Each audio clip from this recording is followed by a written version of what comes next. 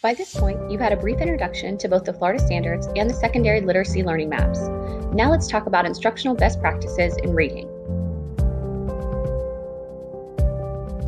In Polk County, students who do not meet grade level proficiency on the FSA take an intensive reading course.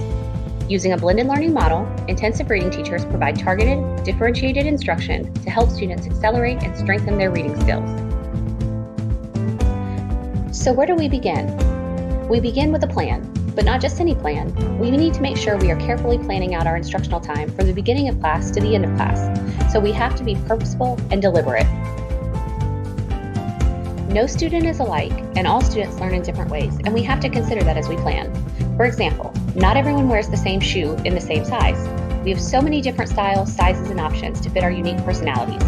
Instruction should fit the needs of the student. Remember, differentiation does not just happen, you have to plan for it.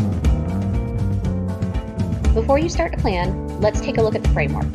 The secondary reading framework uses a balanced literacy approach to help guide you as you plan quality instruction that meets the needs of all students. The first part of the framework deals with the beginning of class.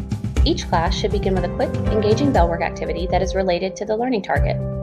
The ultimate goal here is to make the learning visible to students. What are the students learning? Why are they learning it? And how will the students know when they have learned it? The next portion of the framework addresses the station model we use in intensive reading. Each group will use the same article, but at a different reading level. The teacher-led group will use the stretch version of the article, which is above grade level, complex text. The collaborative group will use the grade level version, and students in the computer group will read the article at their instructional level.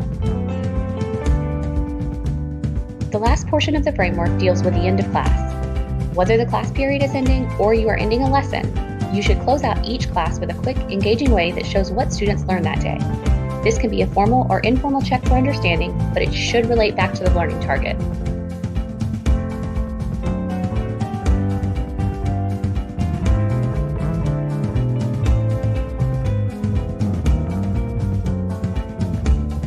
Don't forget to ask your school-based literacy coach for help. Your coach is a very valuable resource, and they can help you with any questions you may have regarding the reading framework.